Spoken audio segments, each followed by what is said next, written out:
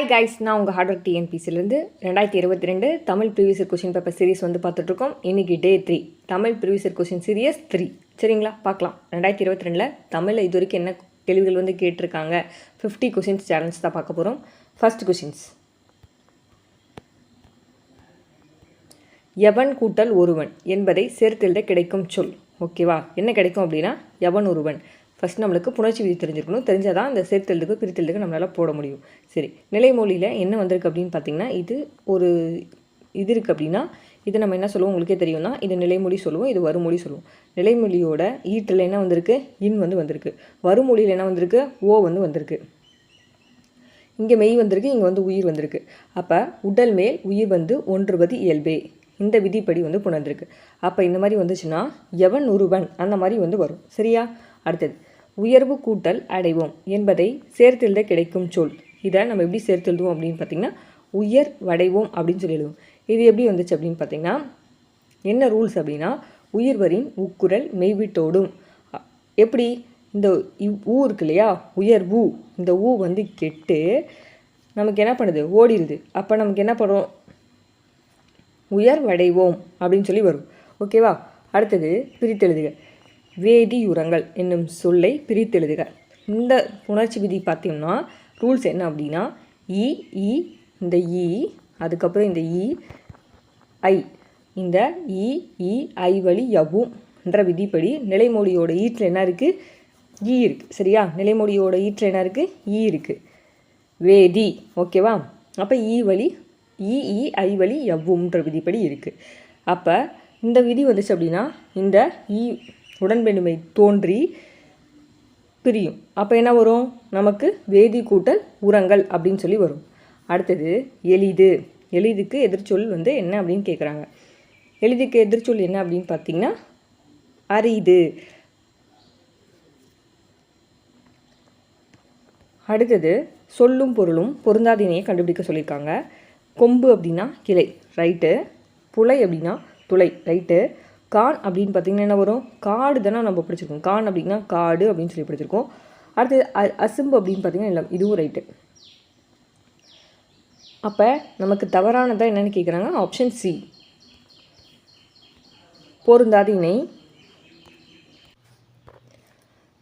சுழி அப்படின்னா தலை, ரைட்டு. குலை அப்படின்னா காது, ரைட். சுட்டி அப்படின்னா நெற்றி, ரைட்டு. கிண்கிணி அப்படின்னா என்ன வரும் நமக்கு, கிண்கிணி அப்படின்னு பார்த்திங்கன்னா காலில் அணியும் அணைகள் தான் நம்ம என்ன சொல்லுவோம் அப்படின்னு பார்த்திங்கன்னா கிண்கிணி அப்படின்னு சொல்லி சொல்லுவோம்.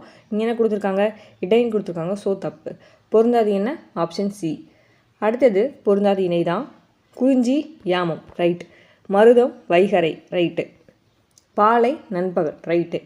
முல்லை அப்படின்னு பார்த்திங்கன்னா ஏற்பாடுன்னு கொடுத்துருக்காங்க, தப்பு. முல்லை இந்த ஏற்பாடுன்றது எந்த நிலத்தில் வரும் அப்படின்னு பார்த்திங்கன்னா நெய்தல் நிலத்தில் வர்றது தான். ஸோ அவங்க முல்லை நிலத்துக்கு கொடுத்துருக்காங்க, தப்பு. பொருந்தாது இணை.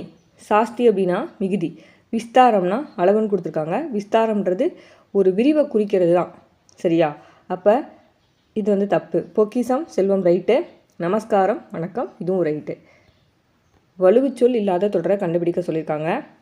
வலுவுச்சொல் இல்லாத தொடர் ஆப்ஷன் பி, அதை செய்தது நான் அல்லேன்.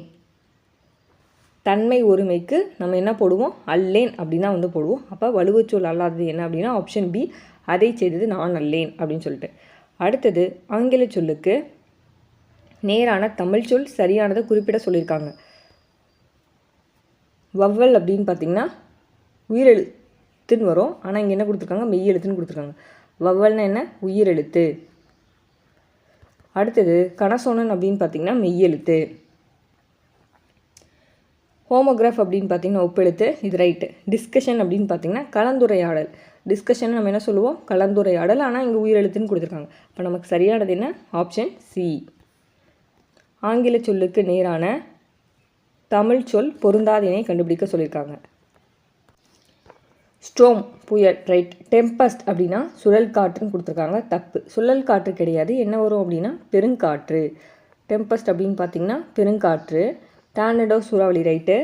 சீப்ரீஸ் கடல் காற்று, ரைட்டு. அப்போ பொருந்தாதினை ஆப்ஷன் பி. ஒலி மற்றும் பொருள் வேறுபாடு அறிந்து சரியான இணைய தெரிவு செய்கன்னு கொடுத்துருக்காங்க. வானம் 2 சொல்லினா 3 சொல்லினா கொடுத்துருக்காங்க. இந்த வானம் அப்படின்னா ஆகாயம்னா என்ன வரும் அப்படின்னு பார்த்திங்கன்னா வெடின்னு கொடுத்துருக்காங்க. சரியான இணை ஆகாயம் வெடி, இதுதான் வந்து கரெக்டு. வானம்னா ஆகாயம்னு சொல்லுவோம், இந்த வானம் அப்படின்னா வெடி, பட்டாசை வந்து சொல்கிறது. தொடர் அமைப்பை கண்டுபிடிக்க சொல்லியிருக்காங்க.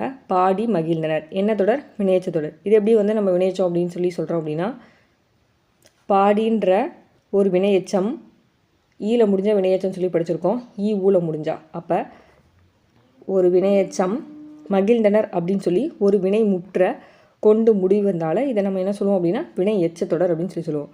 பாடி ஈ வந்திருக்கு, ஓகே, வினையச்ச தொடர். எதை கொண்டு முடிஞ்சிருக்கு அப்படின்னு பார்த்தீங்கன்னா ஒரு வினை முற்ற கொண்டு முடிஞ்சிருக்கு, அப்போ இது வினையச்ச தொடர். வினையச்ச தொடருக்கு டெஃபினேஷன் அதுதான். கேட்டவர் மகிழ பாடிய பாடல் இது தொடரில் இடம்பெற்றுள்ள தொழிற்பெயரும் வினையாளனின் பெயர். தொழிற்பெயர்னால் தள்ள முடியும், அடுத்தது வினையாளனின் பெயரில் அருள முடியும். அப்போ ஆப்ஷன் பி, பாடல் கேட்டவர். நெக்ஸ்ட், சரியான அகரவரிசை சொற்களை தேர்வு செய்க. என்ன இதில் வந்திருக்கு அப்படின்னா பா, பா, பி, பி, பூ, பூ, பே, பே, பை, அந்த வரிசையில் வந்திருக்கு. அப்போ ஆப்ஷன் பி சரியான அகரவரிசை. இன்னும் எந்த அகரவரிசை? ஆப்ஷன் டி, தண்ணீர், தாவி, தீவு, துன்பம், தூவி, தா, தா, தீ, தீ, தூ, தூ, அந்த வரிசையில் வந்து வந்திருக்கு. அகரவரிசை படுத்தி எழுதுக. இதில் அகரவரிசை எப்படி வந்திருக்கு அப்படின்னா மெய்யெழுத்துக்கள் வரிசை இருக்கு இல்லையா, மெய்யெழுத்துக்கள் வரிசையில் வந்து வந்திருக்கு. எப்படி அப்படின்னா தா, நா, பா, மா, வா சொல்லுவோம் இல்லையா, அந்த வரிசையில் வந்து வந்திருக்கு. நீலம், பவளம், மாணிக்கம், முத்து, வைரம் சொல்லிட்டு இந்த வரிசையில் வந்து வந்திருக்கு. அடுத்தது சொற்களை ஒழுங்குபடுத்த சொல்லியிருக்காங்க. ஜப்பானில் சாஃப்ட் வங்கி உருவாக்கிய இந்திர மனிதன் தான் பெப்பர். இது நம்ம ஸ்கூல் புக்கில் படித்தது தான்.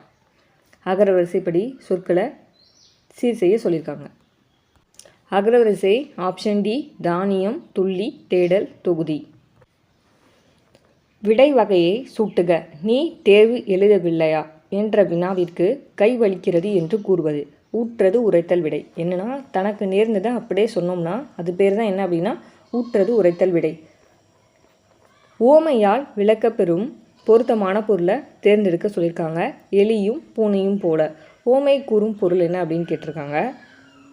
எலியும் பூனையும் அப்படின்னு பார்த்திங்கன்னா என்ன சொல்லுவோம் அப்படின்னா ஒன்றுக்கு ஒன்று பகையாக இருக்குது, அதாவது வேற்றுமையை வந்து குறிக்குது. அப்போ நம்ம என்ன சொல்லலாம் அப்படின்னு பார்த்திங்கன்னா வேற்றுமை அப்படின்னு சொல்லலாம். இலவு காத்த கிளி போல. ஓமை விளக்கும் பொருள் என்னன்னு கேட்டிருக்காங்க. ஏமாற்றம்.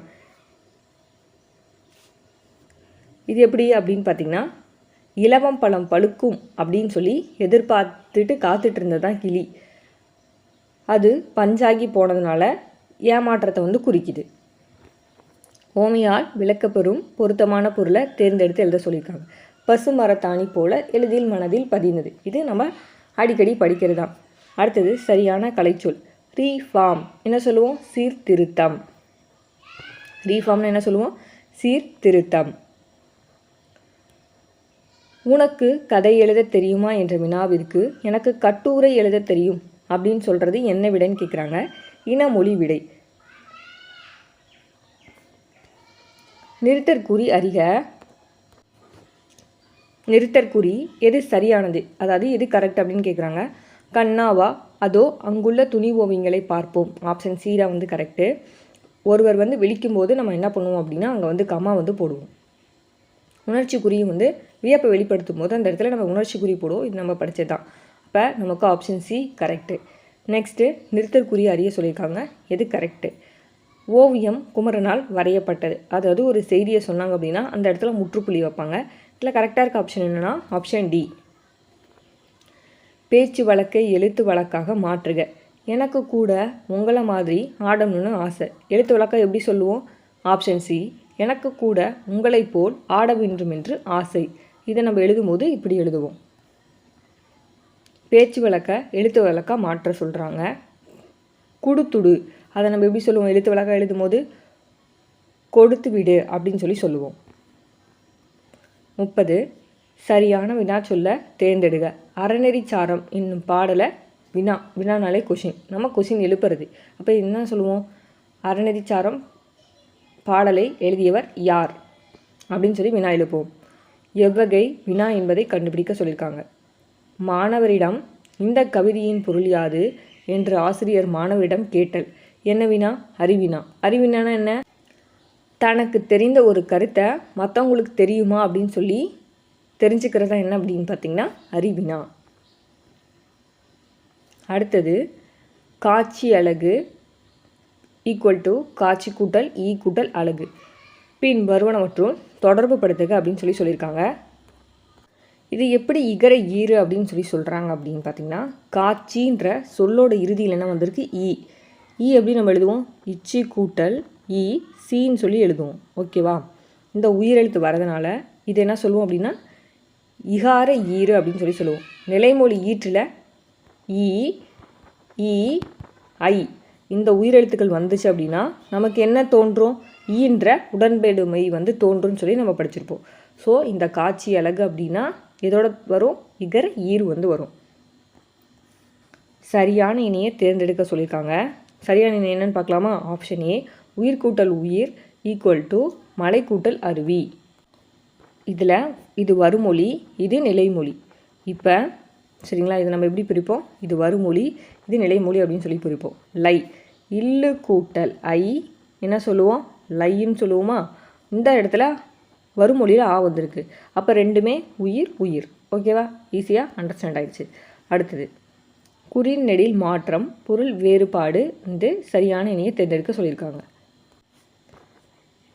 கொல் அப்படின்னா நம்ம ஏதாவது வாங்கிக்கிறது சொல்லுவோம், இல்லைனா பெற்றுக்கொள்ளுதல் அப்படின்னு சொல்லுவோம். இங்கே வாங்குன்னு வந்திருக்கு. கோல் அப்படின்னு பார்த்திங்கன்னா கோல் முடியறது, அதாவது புறம் கூறுதல் தான் நம்ம என்ன சொல்லுவோம் அப்படின்னு பார்த்திங்கன்னா கோல் அப்படின்னு சொல்லுவோம். குறில் நெடில் பிழையான சொல் என்ன அப்படின்னு சொல்லி கொடுத்துருக்காங்க. என்ன அப்படின்னா ஆப்ஷன் டி கெண்டை கொண்டை. இதெல்லாம் பார்த்திங்கன்னா குறில் நெடில் இருக்கும். குறில்னா என்ன? கான்றது குறில், கான்றது நெடில், கீன்றது குறில், கீன்றது நெடில், கூன்றது குறில், கூன்றது நெடில். இதில் பாருங்கள் கே கோன் கொடுத்துருக்காங்க. இந்த கெண்டை அப்படின்னு பார்த்திங்கன்னா இதில் எகரம் வருது, இந்த கொண்டையில் ஒகரம் வருது. இதில் குறில் நெடில் வேறுபாடே இல்லை. ஸோ அப்போ நம்ம என்ன சொல்லலாம் அப்படின்னு பார்த்திங்கன்னா பிழையான சொல் ஆப்ஷன் டியை நம்ம சொல்லலாம். கூற்று காரணம் சரியா தவறா? கூற்று 1 10 பாட்டு நூல்கள் 1 மதுரை காஞ்சி. காஞ்சி என்றால் நிலையாண்மை என்பதன் பொருள்.